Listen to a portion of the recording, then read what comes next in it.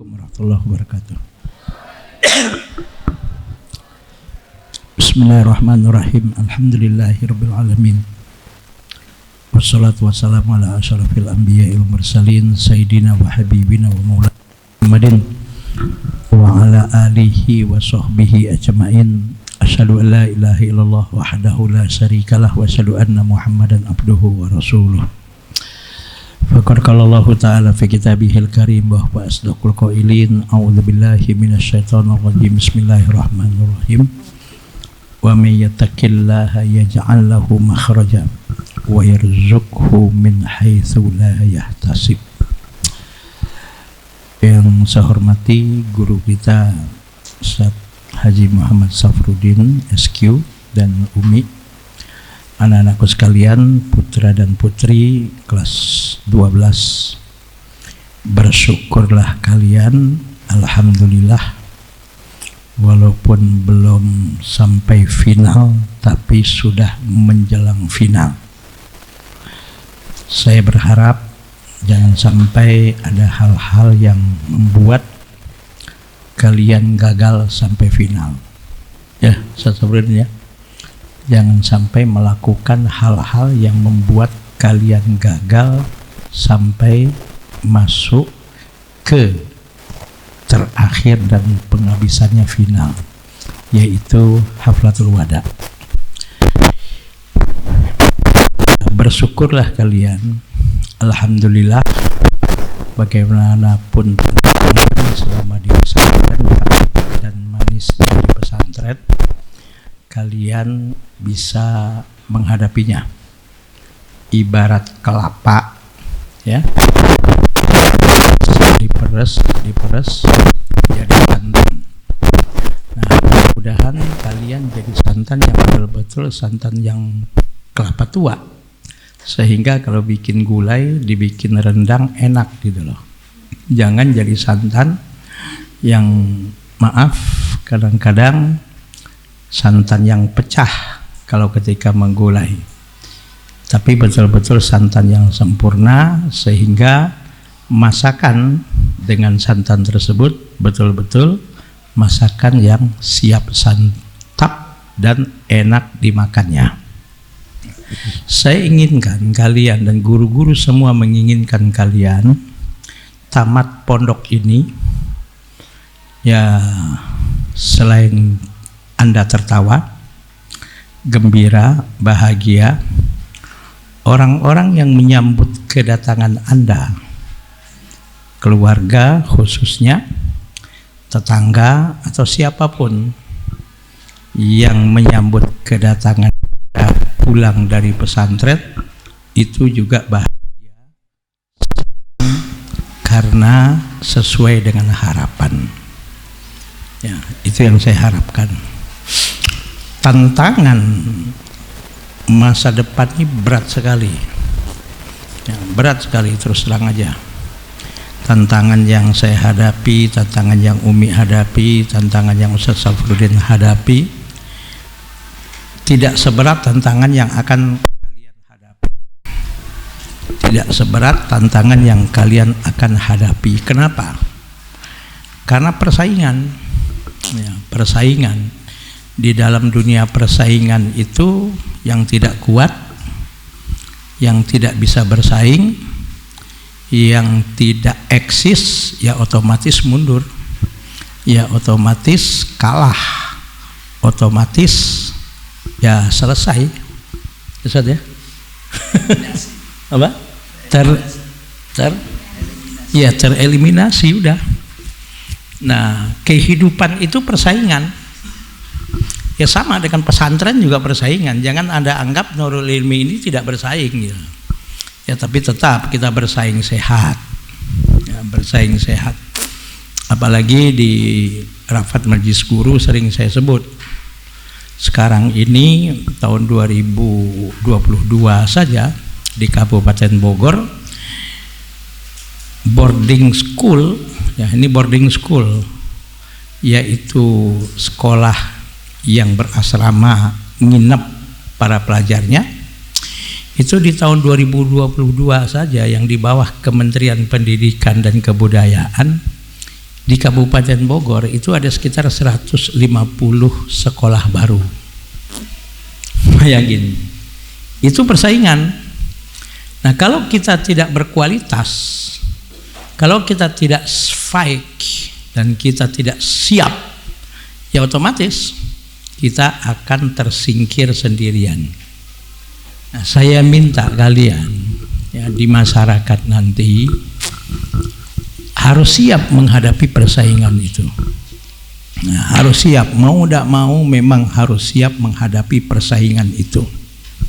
Ya, jangan kalian ya maaf baru menghadapi tantangan, baru menghadapi cobaan sedikit saja sudah nyerah.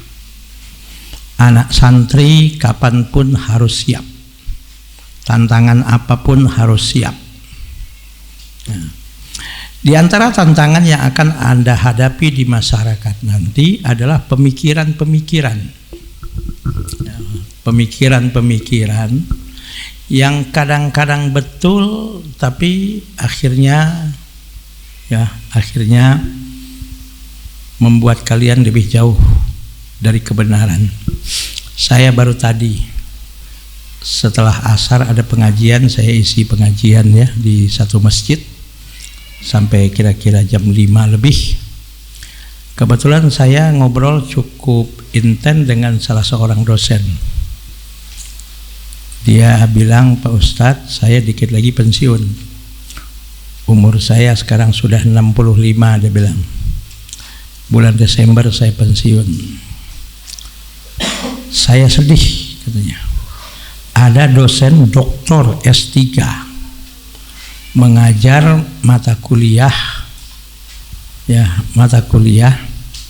tentang keislaman, tapi nggak sholat, dia bilang.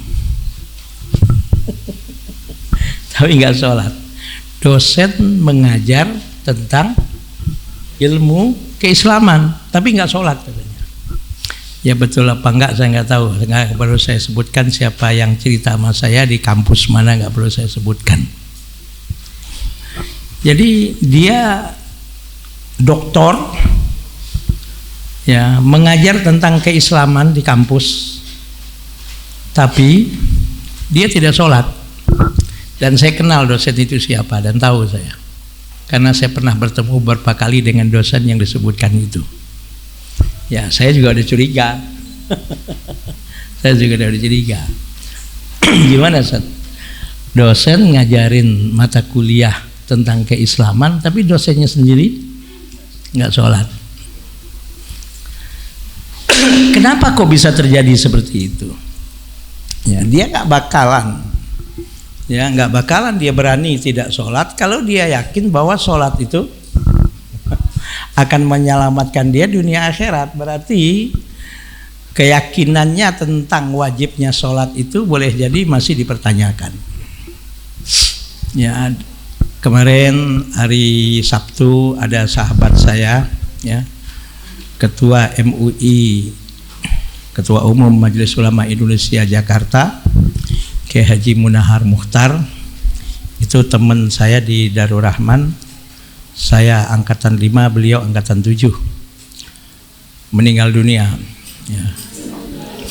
Meninggal dunia padahal sakit hanya 1 hari. Baru berapa hari yang lalu beliau baru sampai keliling dakwah sebelum Ramadan ke Kalimantan, setelah itu ke Riau, dan tanggal 19 Maret hari Ahad yang lalu saya ketemu dengan beliau. Saya sempat dalam satu acara di hotel di Senen dalam peluncuran buku yang ditulis oleh Ustaz Fahmi Salim ya, tentang pensucian jiwa menuju penyucian bangsa gitu. Saya ketemu beliau, masih segar, masih biasa. Kamis saya dapat berita di Jakarta Barat, hanya di Kalideres. Malam Sabtu jam 12:05 beliau dikabarkan sudah meninggal dunia, yang sudah Waktu sakitnya sudah dibawa ke rumah sakit pusat Pertamina. Ya, kita doakan mudah-mudahan almarhum husnul khotimah, diterima semua kebaikannya dan amal solehnya, dilapangkan dalam kuburnya, dan insya Allah kita yakin dia orang yang istiqomah, orang yang tawadu, orang yang subhanallah ya Mi ya. Banyak orang tidak berhenti takziah, termasuk Wakil Presiden Ma'ruf Amin Anies Baswedan yang menyolahkan juga Kiai Syukron Makmun, dan banyak sekali ulama-ulama dan tokoh-tokoh yang hadir. Karena memang beliau orang yang istiqomah walaupun umurnya jauh 3 tahun di bawah saya. Subhanallah ya, mudah-mudahan beliau dimasukkan oleh Allah ke dalam surganya dan keluarga yang ditinggalkan dapat menerima penuh dengan tabah dan sabar. Kita khusus baca Fatihah, kita niatkan untuk beliau. Ala hadhihi niyah al-Fatihah. A'udzubillahi minasyaitonirrajim. Bismillahirrahmanirrahim. Alhamdulillahirabbil alamin arrahmanir rahim maliki yaumiddin. Iyyaka na'budu wa iyyaka nasta'in. Ihdinas siratal mustaqim. Siratal ladzina an'amta 'alaihim ghairil maghdubi 'alaihim waladdallin. Amin. Terima kasih. Jadi di masyarakat nanti setelah kalian keluar dari pondok ini itu banyak sekali tantangan-tantangan. Tantangan-tantangan baik berupa pemikiran-pemikiran yang kelihatannya benar, Ustaz ya, kelihatannya benar. Padahal pemikiran itu kalau Anda yakini yang kalian jadikan sebagai alasan dan dasar kalian bertindak, bisa jauh justru kalian akan lebih jauh dari kebenaran dan semakin jauh dari kebenaran. Yang saya katakan tadi, seorang doktor S3, kata dosen tadi bilang sama saya kenal beliau, saya akrab dengan beliau katanya, kebetulan junior saya katanya. Itu ngajar mata kuliah tentang keislaman tapi nggak sholat, dia bilang. Saya baru kaget ngedengernya gitu loh. Ya tapi sebetulnya saya agak curiga memang gitu loh. Gak curiga dari saya kenal dengan siapa orang itu gitu loh. Jadi inilah yang disebut ya, manizdada ilman walam yazdad hudan lam yazdad minallahi illa bu'dan. Ya, manizdada ilman walam yazdad hudan lam yazdad minallahi illa bu'dan. Barang siapa yang bertambah ilmunya, ya, manizdada ilman, bertambah keintelektualannya, bertambah pengetahuannya, tapi walam yazdad hudan, sayang hidayah tidak bertambah, bahkan boleh jadi hidayah berkurang. Ya, ilmu bertambah, hidayah tidak bertambah. Apa yang terjadi? Walam yazdad minallahi illa bu'dan. Dengan bertambahnya ilmu tadi, dengan tidak bertambahnya hidayah tadi, justru itu bukan membuat dia semakin dekat kepada Allah, justru semakin jauh dari Allah. Na'udzubillah min dzalik. Na'udzubillah min dzalik, jangan sampai terjadi. Ya, maka disitulah diperlukan yang namanya hidayah. Makanya di dalam sholat kita 17 kali dalam surat Fatihah kita membaca ihdinas siratal mustaqim.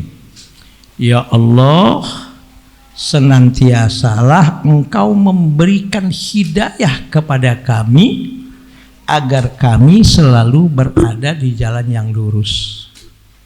Agar kami selalu berada di jalan yang lurus. Ya, as-siratal mustaqim. Nah, siratal mustaqim itu jalan yang lurus itu jalan yang mana gitu loh. Ini yang kalian harus tahu.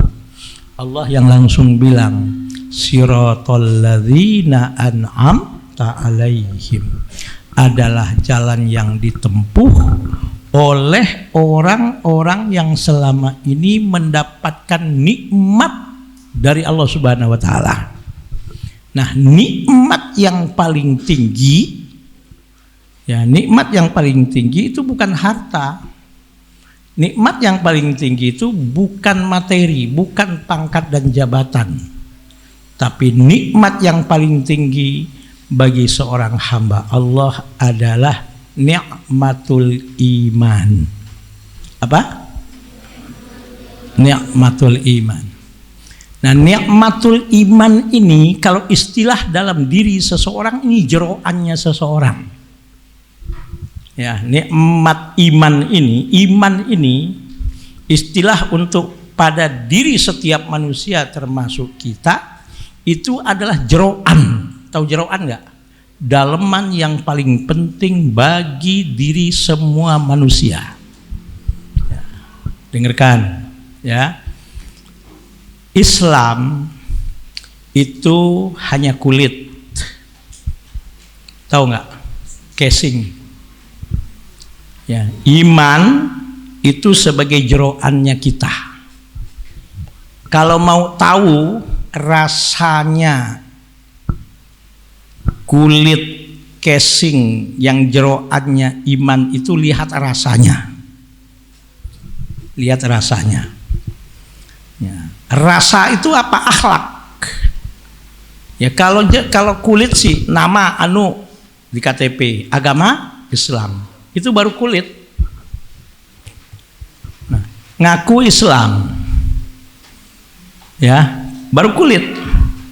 Jeroannya ngaku dia beriman, tapi maaf, rasa yang keluar dari orang tadi ketika bicara, ketika berekonomi, ketika bermasyarakat, tapi rasa sekuler, rasa liberal, rasa materialistis, bahkan na'udzubillah rasa komunis. Ada enggak? Labelnya Islam, jeroannya ngaku beriman, tapi rasanya rasa liberal. Ada rasa liberal, rasa sekuler, rasa materialistis. Ada yang model begini nih. Apa sih rasa materialistis? Yang menjadi acuan hidupnya hanya materi. Segala-gala yang diukur cuman materi. Segala-gala yang diukur hanya untung apa secara materi saya dapat. Bolehlah kulitnya Islam, jeroannya katanya iman, tapi rasanya rasa sekuler. Na'udzubillah min dzalik. Nah, saya nggak tahu nih Anda ini apa ini. Kita itu harus, ya, label kita Islam, alhamdulillah. Jeroan kita yang ada pada diri kita, iman yang ada di dalam hati yang sangat dalam tadi, rasanya supaya sinkron dan sesuai dengan label dan jeroannya yang iman itu, semestinya rasanya adalah akhlak karimah. Berakhlak karimah terhadap siapa? Ya siapapun. Terhadap apa? Ya terhadap apapun. Berakhlak mulia terhadap gurunya, berakhlak mulia terhadap temannya, berakhlak mulia terhadap kedua orang tuanya, berakhlak mulia terhadap siapapun dan dengan siapapun dia. Itu baru sinkron. Ngaku Islam, wow, saya beriman katanya. Ya, itu baru kulit dan jeroannya. Tapi yang paling penting rasanya harus akhlak karimah. Dan inilah yang disuruh oleh Allah. Inilah tujuan kenapa Allah mengutus Nabi Muhammad. Innama bu'istu liutammima makarimal akhlak. Kenapa? Karena syariat yang disampaikan oleh Rasulullah tujuannya adalah rahmatan lil alamin. Labelnya sirup marjan, isinya kelihatan memang hijaunya ya hijau sirup marjan, merahnya merah sirup marjan, pas diminum nano-nano. Ada nggak yang model begini nih? Labelnya sebagai seorang muslim, ngakunya dia orang beriman, tapi rasanya ya Allah jauh dari akhlak karimah. Tidak berakhlak kepada gurunya, tidak berakhlak kepada temannya, tidak berakhlak kepada ibu bapaknya, tidak berakhlak kepada, kalau dia sebagai pedagang tidak berakhlak dengan konsumennya, kalau dia sebagai pemimpin tidak berakhlak dengan orang yang dipimpinnya, kalau dia sebagai suami tidak berakhlak kepada istrinya, kalau dia sebagai istri tidak berakhlak kepada suaminya, kalau dia sebagai apapunlah profesinya tidak berakhlak kepada orang-orang yang di sekitarnya. Labelnya Islam, jeroannya katanya beriman, rasanya naudzubillah min dzalik. Paham? Hati-hati, yang banyak merusak iman ini banyak sekali. Makanya itu dalam Islam tuh iman tuh landasannya, fungsinya apa? Fungsi iman adalah supaya label Islam yang sudah menempel pada diri kita, supaya iman yang sudah menjadi jeroan bagi diri kita, yang harus kita jadikan landasan kehidupan, menghasilkan akhlak karimah, maka Islam, maka iman yang menjadi apa yang ada dalam tubuh kita mestinya jangan disalahgunakan. Jangan salah memposisikannya. Makanya sering saya bilang kepada Anda, ya, iman jadi landasan hidup, syariat jadi tata cara kehidupan, akhlak karimah menjadi pakaian dalam kehidupan. Itu sinkron namanya. Banyak yang menjadi tantangan kalian nanti. Contoh ajaran-ajaran yang saya bilang tadi. Ini kalau dalam ilmu sakofah namanya al-ghazwul fikri. Apa itu al-ghazwul fikri? Pemikiran kita ini diserang. Tidak diserang secara fisik, tidak diserang secara senjata, tapi pemikiran kita yang diserang. Dengan apa ya? Dengan ajaran-ajaran tadi. Sebetulnya ya, untuk mendeteksi apakah ajaran itu benar atau tidak sebetulnya gampang. Saya kasih kepada Anda rahasia kuncinya untuk mendeteksi, bahkan bisa menyatakan bahwa ajaran ini ajaran gak benar. Apa? Lihat hasil akhirnya. Hasil akhir suatu ajaran itu dianggap benar dan bisa dikatakan benar, ya, apabila kalau kita sebagai seorang Islam, yang pertama tidak merusak akidah. Yang pertama, tidak merusak akidah, tidak merusak agama. Kalau ada pemikiran-pemikiran alasannya apapun alasannya, kalau dengan pemikiran itu rusak akidah kita, rusak iman kita, itu udah wassalam itu. Ya. Itu satu, kamu harus pelajari, kamu harus hati-hati. Rusak akidah kita, rusak iman kita. Itu udah pasti itu. Yang merusak iman. Contoh yang merusak iman itu apa? Yang membawa kepada tindakan-tindakan syirik, mensekutukan Allah. Ya. Maher, paham gak Her? Bengong aja Maher. Insya Allah. Itu satu. Yang kedua, apabila pemikiran-pemikiran itu ya bisa mengancam keselamatan nyawa. Bisa mengancam keselamatan nyawa. Dulu Mi ya, ada seseorang ya Mi ya, dia punya anak gadis, ngomong sama saya, ya sudahlah, anak gadis saya bawa kemana kan Mi? Saya suruh sana aja dia, biarin dan nikah dengan orang yang membawa dia apa? Ya Allah, saya pun sebagai ibu, sebagai bapak udah rela katanya. Ibunya yang ngomong. Aduh, saya bilang. Jadi kalau ada pemikiran-pemikiran yang bisa mengancam keselamatan nyawa, baik nyawa dia maupun nyawa orang, hati-hati itu. Ya, kan ada saja pemikiran-pemikiran, ajaran-ajaran yang begitu mudah. Ya, kayaknya nyawa orang tuh nggak ada apanya sih, nggak ada nilainya. Hati-hati, hati-hati. Ya, alasan apapun. Ya, alasan apapun, kecuali memang sudah terjadi apa yang disebut dengan ya ya peperangan yang memang nggak bisa dihindari ya Ustaz ya, seperti para sahabat dulu, seperti perang Badar, perang Uhud, perang macam-macam yang dialami oleh para sahabat. Tapi kalau dalam kondisi biasa-biasa aja, kalau sudah ada ajaran-ajaran yang menggiring orang untuk begitu mudah menghilangkan nyawa, ini hati-hati.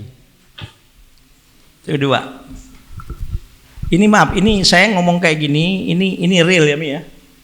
Yang ketiga, untuk mendeteksi ajaran itu benar atau tidak. Ya. Apabila ajaran itu sudah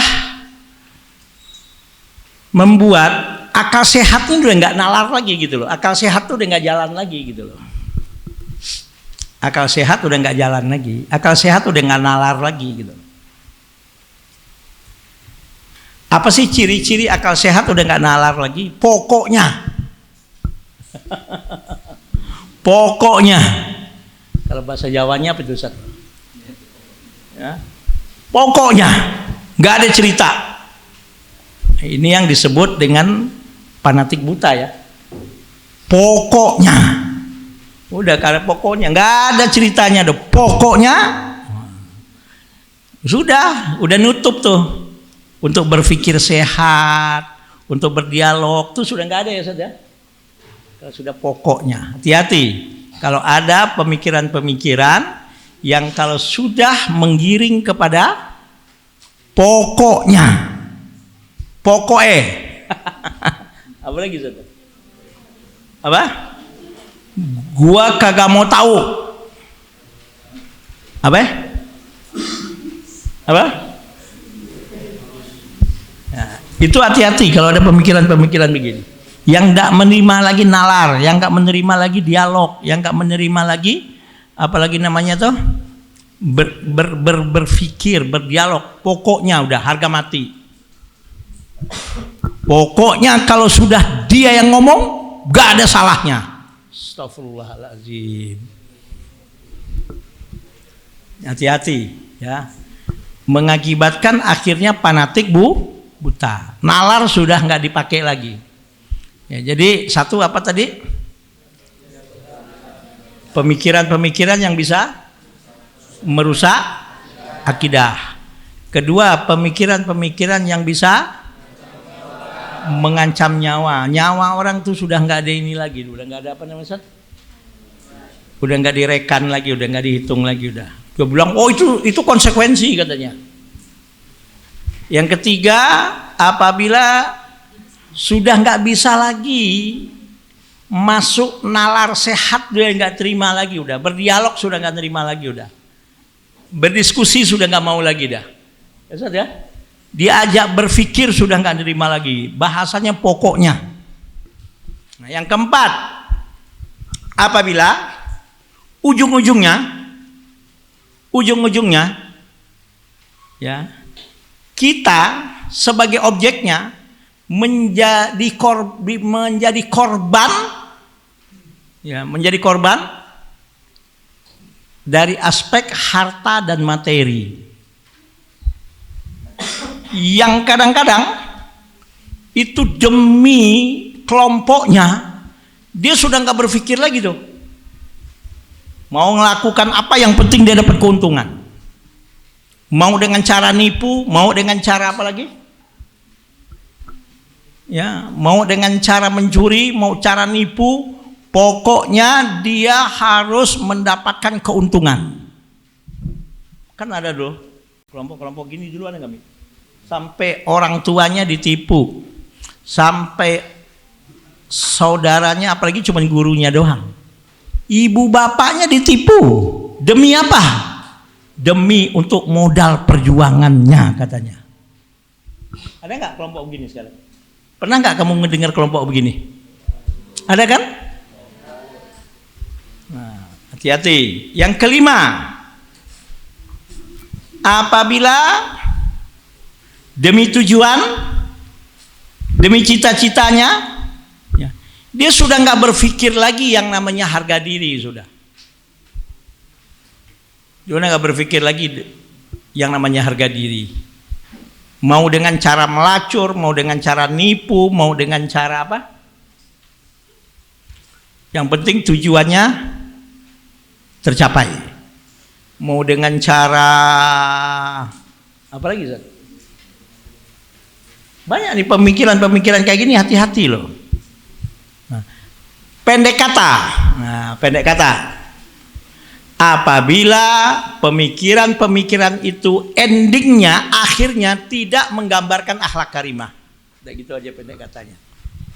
Kalau ada alasan apapun, kalau endingnya tidak menggambarkan dan tidak menunjukkan apa yang disebut dengan akhlak karimah, lari dari akhlak karimah, udah itu udah nggak bener dah. Nah, contoh gampang tuh begini. Ini contoh gampang nih, yang paling gampang. Baru tadi saya juga dapat cerita juga dari seseorang. Ada, dia kebetulan keluarganya katanya. Dia cerita sama saya tadi sore dalam pengajian. Ada seseorang cerita sama saya, Pak Ustadz, kebetulan ini terjadi sama keluarga saya katanya. Suaminya masuk dalam kajian tertentu katanya. Setelah kajian tertentu, apa yang terjadi? Istrinya, orang tua, mertuanya, keluarganya harus masuk ke kelompoknya dan harus menerima pemikirannya katanya. Kalau nggak mau menerima dan nggak mau masuk kelompoknya, ya sudah, putus silaturahim.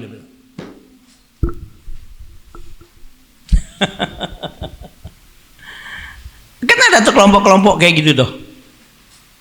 Kalau orang sudah bukan kelompoknya, dianggap apa semua? Salah semua. Sampai guru yang pernah mengajar dia pun, saya mengalami yang kayak gini nih. Ya, saya ngalami ya kayak gini. Ada orang yang selalu hadir di taklim saya. Setelah masuk dalam kajian tertentu, ketemu saya, itu sudah buang muka.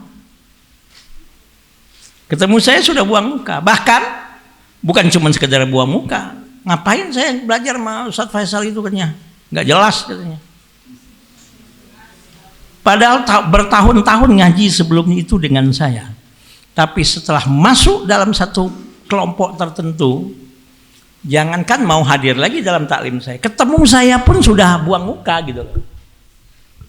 Nah, jadi hati-hati kalian nanti di masyarakat menghadapi pemikiran-pemikiran yang seperti ini.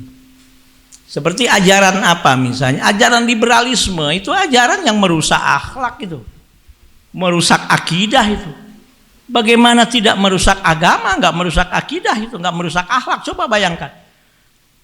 Kan ajaran liberalisme itu ajaran demi hak asasi manusia, manusia bebas melakukan apapun. Dan nggak boleh diatur-atur, jangankan oleh agama, oleh negara pun nggak boleh dia bilang. Astagfirullahaladzim, ini ajaran liberalisme. Apabila ada seorang laki-laki, dan sering dalam kuliah subuh kan saya bilang kepada Anda, jika dia sudah dewasa, mempunyai rasa ketertarikan karena dia laki-laki juga dengan laki-laki juga, dia nggak tertarik sama perempuan. Atau ada perempuan, ketika dia sudah mulai dewasa, dia nggak suka sama laki-laki, dia suka juga sama perempuan. Astagfirullahaladzim.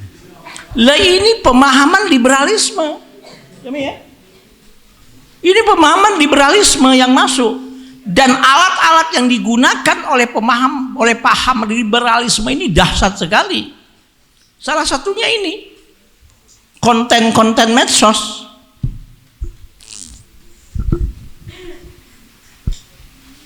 Ya laki sama laki, perempuan sama perempuan, astagfirullahaladzim. Na'udzubillah min dzalik. Dengan alasan itu hak asasi. Saya mau berbagi rasa cinta saya dengan sama perempuan itu hak saya. Saya mau berbagi rasa cinta dan kasih sayang dengan laki-laki itu hak saya. Astagfirullahaladzim. Anjing betina aja nggak pernah kawin sama anjing betina. Anjing jantan aja nggak pernah, kucing jantan nggak pernah kawin sama kucing jantan. Kalau berantem ya.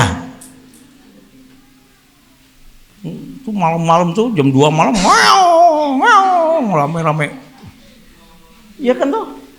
Nah ini pengaruh. Bahkan ketika seorang santri di dalam pesantren pun bisa masuk pemikiran kayak begini. Apalagi nanti kalau kalian sudah keluar. Saya cuma ngasih tahu. Oke. Jadi yang saya katakan tadi, antara kulit dengan jeroan dan rasa harus seimbang. Jangan kulitnya Islam, katanya jeroannya katanya saya beriman, rasanya rasa materialistis. Ukuran sesuatu apapun yang penting gua materi, berapa saya dapat.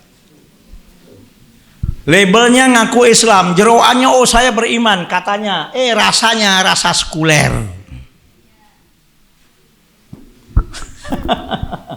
Paham enggak? Bukan akhlak karimah. Oke? Paham? Ini gangguan ini akan banyak kepada kalian nanti di luar.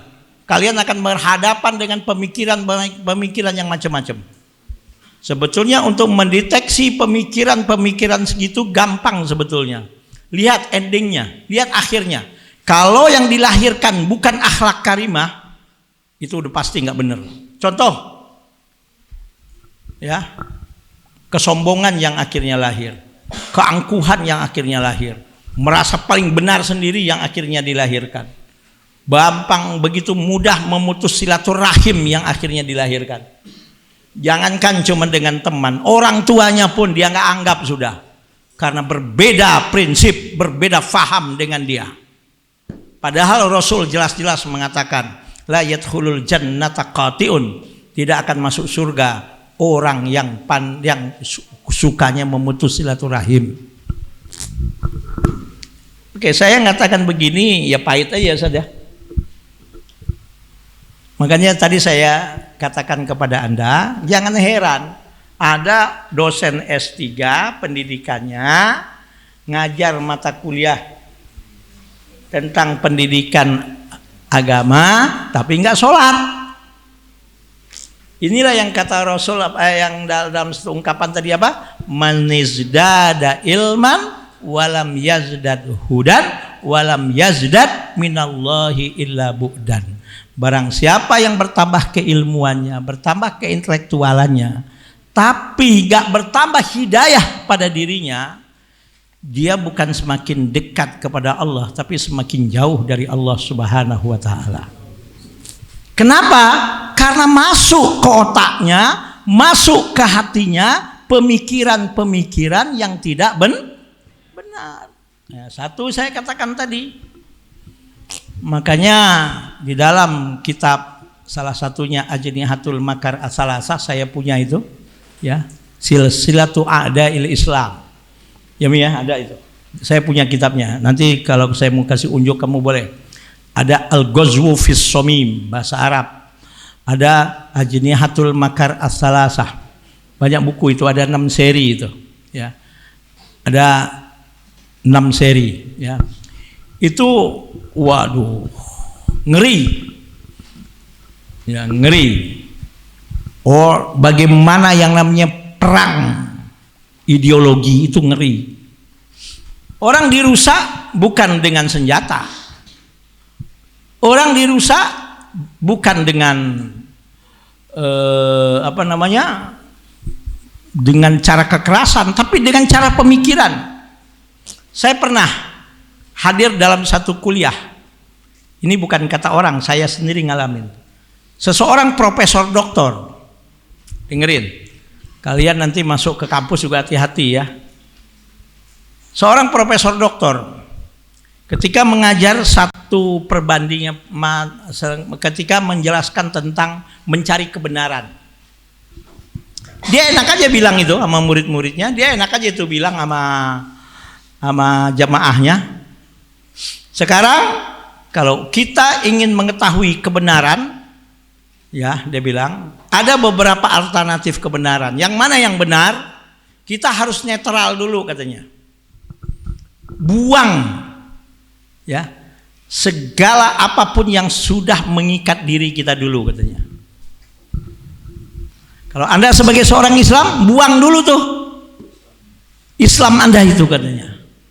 Sebab kalau Anda belum buang Islam Anda nggak akan bisa untuk melakukan pengkajian mana dari beberapa alternatif ini yang benar, dia bilang. Jadi untuk mencari kebenaran Anda disuruh murtad dulu. Ada dalam satu ceramahnya Habib Rizik ya.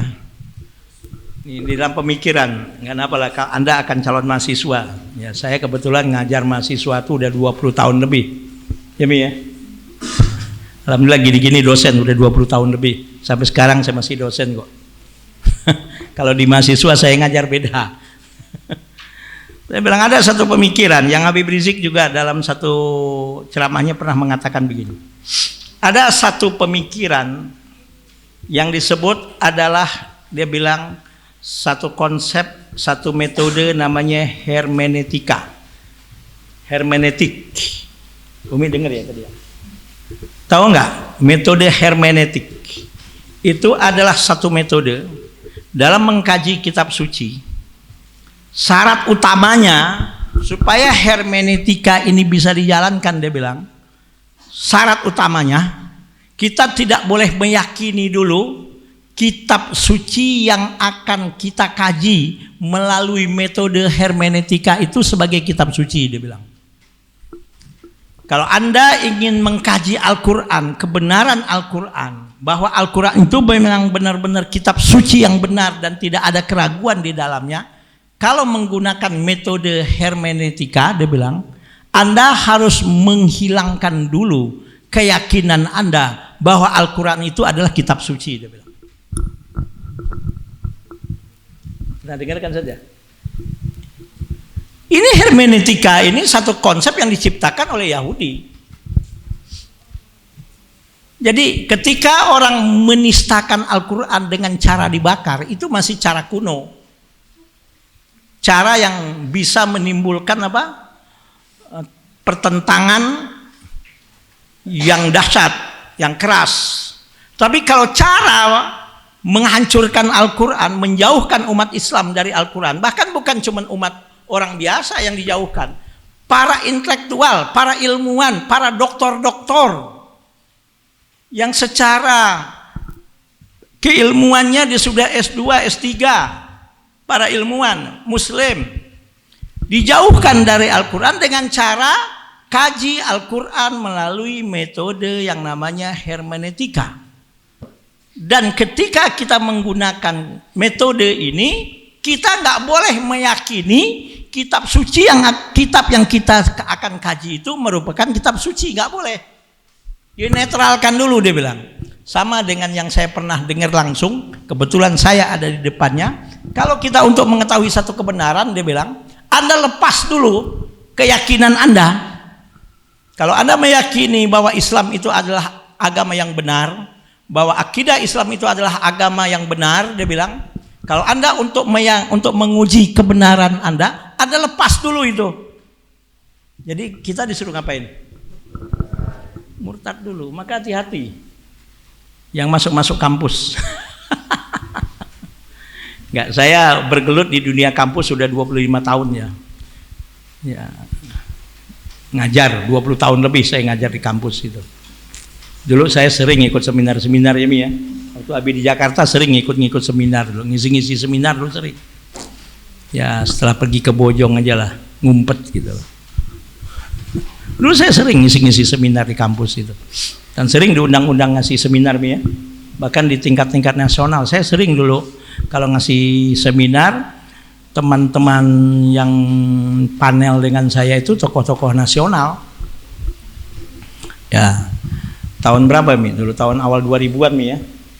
Itu saya sering komentar saya dimuat di koran-koran.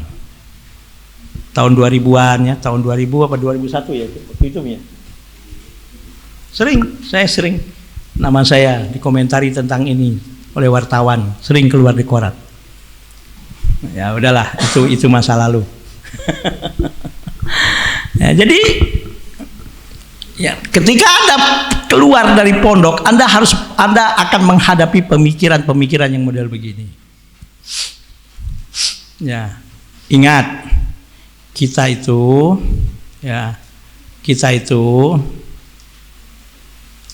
sebagai umat Islam, sebagai umat Rasulullah, sebagai orang beriman, yakin adanya keberkahan dalam hidup. Itu kita yakin ada keberkahan itu. Allah yang bilang kok. Bahkan dalam setiap kita bertemu dengan teman kita, dengan saudara kita disunahkan untuk mengucapkan salam. Itu kan salah satu dalil bahwa keberkahan itu ada dalam hidup manusia. Assalamualaikum warahmatullahi wabarakatuh. Semoga keselamatan, rahmat dan kasih sayang Allah dan keberkahan dari Allah senantiasa Allah berikan kepada kalian. Sekarang banyak manusia tuh udah gak percaya lagi berkah tuh udah banyak. Udah gak percaya berkah tuh udah gak percaya. Yang dikedepankan logika. Bagaimanapun otak manusia itu terbatas. Otak manusia itu terbatas. Otak manusia itu ada batasnya. Ya. Ya Allah, apa yang enggak terbatas kalau itu masih makhluk? Terbatas otak manusia itu. Tapi keberkahan itu ada. Jangan kita meyakini bahwa keberkahan itu tidak ada. Dalam Al-Quran pun Allah mengatakan walau anna ahlal qura amanu wattaqau lafatahna alaihim barakatin minas sama'i wal ardh walakin kadzabu fa akhadnahum bima kanu yaksibun. Kalau penduduk suatu negeri, kata Allah, menjadikan iman landasan hidupnya dan ya ketakwaan yang menjadi tujuan hidupnya, pasti kata Allah aku bukakan pintu keberkahan yang begitu banyak, baik yang turun dari langit maupun yang keluar dari perut bumi, kata Allah. Jadi keberkahan itu ada. Dan kita harus meyakini bahwa keberkahan itu wujud dan ada. Walaupun mungkin secara fisik keberkahan itu nggak kelihatan. Kalau jeruk kelihatan, nah ini jeruk. Air kelihatan nih, air minum, air mineral kelihatan. Kamera tuh kelihatan, mic kelihatan. Tapi yang namanya keberkahan itu secara fisik, secara wujud boleh jadi tidak bisa dilihat oleh mata, tapi bisa dirasakan. Dirasakan bisa. Contoh, ilmu yang diberkahi oleh Allah, harta yang diberkahi oleh Allah, pangkat dan jabatan yang diberkahi oleh Allah, dengan ilmu yang dicabut keberkahannya oleh Allah, pangkat dan jabatannya yang dicabut keberkahannya oleh Allah, ya. Harta yang sudah tidak lagi diberkahi oleh Allah, itu kalau secara fisik sama-sama jeruk. Ini jeruk yang ini diberkahi oleh Allah, jeruk yang ini enggak diberkahi oleh Allah. Kenapa? Karena jeruk ini memang didapat dengan cara yang halal, tapi jeruk ini didapat dengan cara yang haram, dengan cara mencuri, dengan cara mengambil milik orang lain. Sama-sama jeruk. Tapi jeruk yang ini karena didapat dengan cara yang halal, yang tidak keluar dari tuntunan syariat, insya Allah jeruk ini jeruk yang diberkahi oleh Allah. Tapi karena jeruk ini didapat dengan cara yang haram, dengan cara mencuri, dengan cara menipu, walaupun beda fisiknya, tidak ada bedanya dengan jeruk yang ini, tapi karena jeruk ini didapat dengan cara yang tidak halal, maka dicabut keberkahannya oleh Allah dari jeruk ini. Dimakan akan berdampak, dikonsumsi akan berdampak. Kalau yang diberkahi oleh Allah, insya Allah ya, jeruk yang diberkahi oleh Allah ini, makanan yang diberkahi oleh Allah ini, harta yang diberkahi oleh Allah ini, membawa orang itu semakin dekat kepada Allah, membawa orang yang mengkonsumsi jeruk ini semakin tawaduk dan semakin rendah hati, membuat orang yang mengkonsumsi jeruk ini, ya subhanallah, keberadaannya dirasakan manfaat dan kebaikannya oleh orang banyak. Bukan cuman keluarganya yang mendapatkan manfaat dan kebaikan dari keberadaan dia, orang banyak pun mendapatkan manfaat dan kebaikan dari dia. Kenapa? Karena makanan dan minuman yang dikonsumsinya, harta yang ada pada dirinya, makanan, minuman dan harta yang halal yang diberkahi oleh Allah. Tapi kalau harta yang dimakan oleh dia, harta yang haram, harta yang didapat dengan cara yang ilegal, harta yang didapat dengan cara nipu, harta yang didapat dengan cara yang diharamkan oleh Allah, ya, dia itu kalau untuk berbuat baik itu kayaknya males saja gitu loh, karena pengaruh harta ini. Bukan semakin baik hubungannya dengan Allah, tapi semakin jauh. Dan harta yang haram ini membuat dia lupa diri, membuat dia semakin sombong dan angkuh, dan membuat dia semakin jauh dari Allah. Bukan semakin tawaduk dan rendah hati, tapi semakin arogan dan zalim. Yang akhirnya harta yang dimakan ini, yang dimilikinya, membuat dia, jangankan untuk orang banyak, jangankan untuk keluarganya, untuk dirinya pun dia tidak mendapatkan manfaat dan kebaikan dari hartanya. Justru hartanya ini membuat dia semakin jauh dari Allah, membuat dia semakin arogan dan sombong, membuat dia semakin gelisah dan semakin lupa diri, dan semakin jauh dari kebaikan dan kebenaran. Ya maka jangan heran ngelihat orang, profesor, doktor, ilmunya tinggi, tapi ya Allah kok ngeyel ya.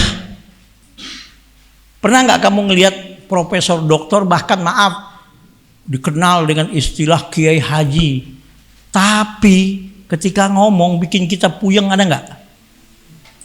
Ada nggak? Bikin kita gregetan, ada nggak? Ada. Tapi ada orang yang cuman biasa-biasa aja, cuman S1, tapi ya Allah kalau sudah bicara lega hati kita, tenang hati kita mendengarnya. Ya Allah, disitulah namanya keberkahan. Oke? Jadi tantangan yang kalian hadapi itu bukan semakin sedikit. Makin kesini makin canggih, apalagi dengan kecanggihan teknologi dan ilmu pengetahuan. Inilah yang dinyatakan oleh Rasul dalam satu hadis yang diriwayatkan oleh Imam Bukhari, hadis sahih. Qala Rasulullah SAW, inna akhwafa ma akhafu alaikum ba'di ma yuftahu alaikum min zakhratid dunya wa zinatiha. Yang sangat saya khawatirkan ke atas kalian, hai umatku, kata Rasulullah, setelah aku tiada nanti, apabila dunia ini oleh Allah dibukakan dengan begitu mudah. Kalau sekarang disebut dengan era globalisasi dan era informasi, yang dunia ini semua serba dekat. Ayo bayangkan sekarang dengan adanya gadget ini, Android ini, sekarang kita bisa, ya subhanallah, ngomong dengan teman-teman kita di 8 negara sekaligus video call. Yang satu ada di Amerika, yang satu ada di Saudi, yang satu ada di Afrika, yang satu ada di Australia, yang satu ada di Korea, yang satu ada di Jepang, yang satu ada di Indonesia. Ngomong sekaligus video call 8 orang, bisa nggak? Dahsyat. Mana terbayang dulu seperti ini, coba lihat. Mana terbayang dulu seperti ini. Coba orang sekarang coba dengan ini menipu sekarang gampang banget. Ya kan ya, penipuan-penipuan. Ini yang dikhawatirkan oleh Rasulullah. Makanya untuk mengantisipasi kecanggihan teknologi dan ilmu pengetahuan ini supaya kita tidak menjadi korbannya, apa kata Rasulullah dalam hadis yang diriwayatkan oleh Imam Tirmidzi, al-malus sholih fi yadir rajuli sholih. Harta yang baik adalah tergantung siapa yang pegang harta itu. Siapa yang pegang handphone itu, siapa yang pegang teknologi itu. Kalau yang pegang teknologi itu orang soleh, orang baik, orang yang betul-betul iman jeroannya, imannya itu benar, bukan cuma labelnya doang Islam, tapi imannya tebel, imannya subhanallah, akidah sahihah, sehingga rasanya pun akhlak karimah yang lahir pada dirinya insya Allah tinggi. Bagaimanapun hebat, bagaimanapun kecanggihan teknologi dan ilmu pengetahuan, tidak akan digunakan untuk yang negatif, justru untuk hal yang positif dan kebaikan.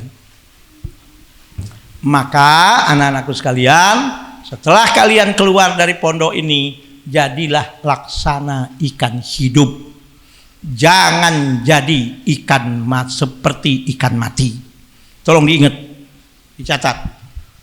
Kalian di masyarakat nanti jadilah seperti ikan hidup. Jangan seperti ikan mati.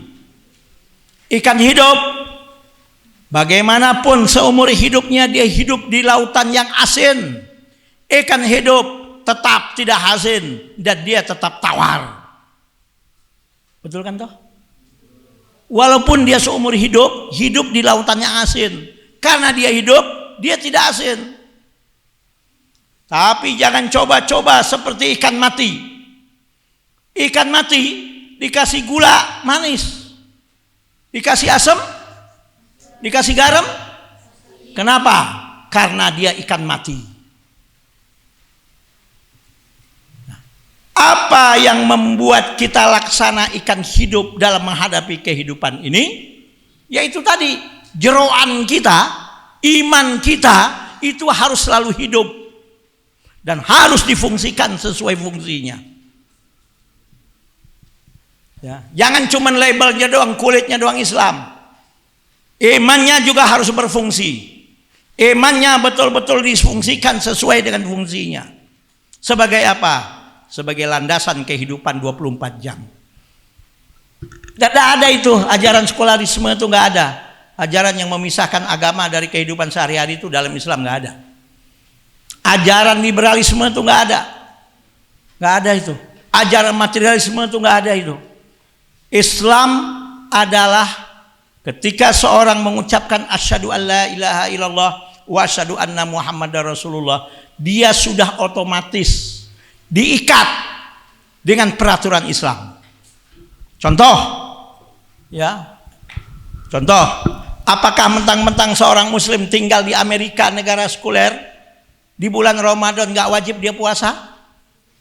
Wih, ada orang Islam tinggal di negara sekuler atau tinggal di negara komunis di Afrika, di Korea Utara. Apakah orang Islam yang tinggal di Afrika Utara, di Korea Utara di bulan Ramadan nggak wajib puasa? Wajib. Apakah mentang-mentang dia tinggal di negara sekuler misalnya di Amerika atau Amerika Latin, kemudian dia mentang-mentang nggak tinggal di negara Islam, khomer jadi halal bagi dia? Tidak. Makanya itu dalam satu hadis sahih yang diriwayatkan oleh Imam Bukhari, Rasulullah bilang, ad-dunya sijnul mu'minin wa jannatul kafirin. Ibnu Hajar al-Asqalani dalam kitabnya Fathul Bari mengatakan, yang dimaksud dengan ad-dunya sijnul mu'minin, dunia itu laksana penjara, bukan dunia itu penjara, bukan, tapi laksana penjara bagi orang mukmin. Kenapa? Karena orang mukmin ketika dia mengucapkan asyhadu alla ilaha illallah wa asyhadu anna muhammadar rasulullah, dia sudah otomatis terikat dengan hukum syar'i. Yang kalian belajar dalam usul fikih, baik hukum syar'i itu hukum taklifi maupun hukum wad'i. Itu udah otomatis terikat. Ya kan toh? Jadi bentang-bentang dia tinggal di Amerika, oh puasa nggak wajib, enggak. Udah otomatis terikat. Karena apa? Dunia itu laksana penjara bagi orang mukmin. Hidup di penjara itu terbatas dan dipatasi, nggak bisa bebas. Sama ketika seorang muslim menyatakan dirinya saya muslim, saya sebagai seorang mukmin, maka dia udah otomatis terikat dengan peraturan Islam. Wajadatul kafirin, dan dunia itu laksana surga bagi orang kafir. Ibnu Hajar mengatakan dalam kitabnya Fathul Bari Bisarhi Sahih Bukhari, apa yang dimaksud dengan wajadatul kafirin? Sengsara dan menderita bagaimanapun orang kafir di dunia ini, kalau dibandingkan dengan azab yang akan didapatkan nanti di akhirat yang kekal abadi selamanya, itu sesusah apapun dia di dunia ini, kalau dibandingkan dengan azab yang akan dia dapatkan di akhirat nanti di neraka, itu kesengsaraan dan kesusahan yang dihadapi oleh orang kafir di dunia ini, itu masih belum apa-apanya, masih seperti surga bagi mereka. Wah, mudah-mudahan ini dulu deh ya, nggak selesai.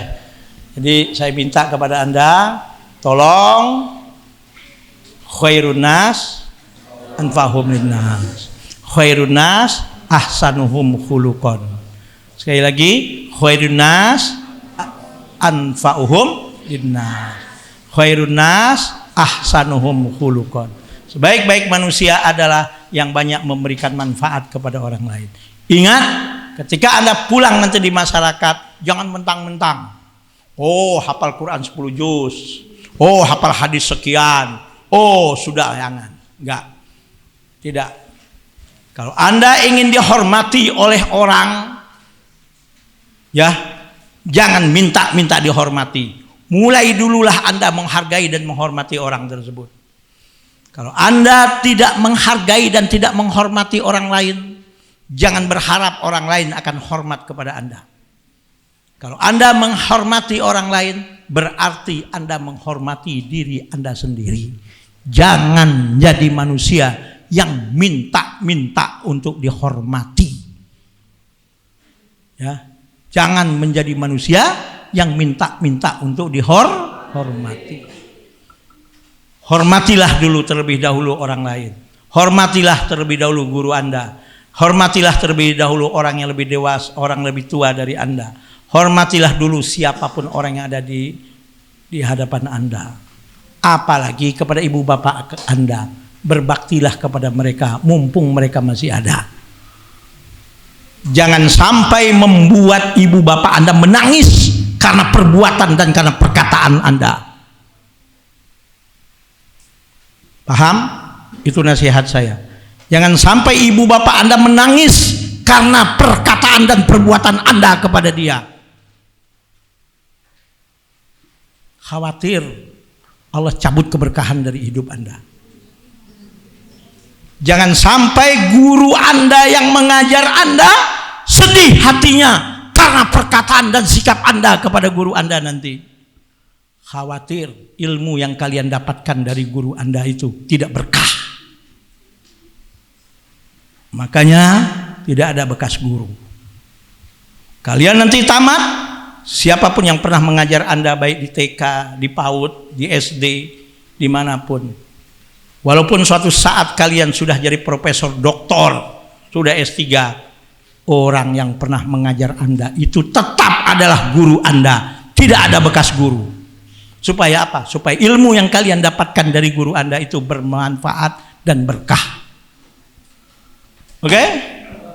Mudah-mudahan walaupun ya suatu saat nanti ada alumni kok, alumni Iksani itu juga dalam 3 bulan sekali kumpul Mi ya. Ya mudah-mudahan ilmu yang kalian dapatkan selama di Nurul Ilmi ini bermanfaat dan berkah. Dan insya Allah kami, Abi Umi dan semua guru-guru, Ustaz Safruddin semua yakinlah sayang kepada kalian. Ya, tolong ya doakan kami, doakan pesantren ini, ya, doakan guru-guru kalian, mudah-mudahan selalu sehat wal afiat. Saya rasa cukup. Subhanakallahumma wa bihamdika asyhadu an la ilaha illa anta astaghfiruka wa atubu ilaik. Maaf lahir dan batin. Assalamualaikum warahmatullahi wabarakatuh.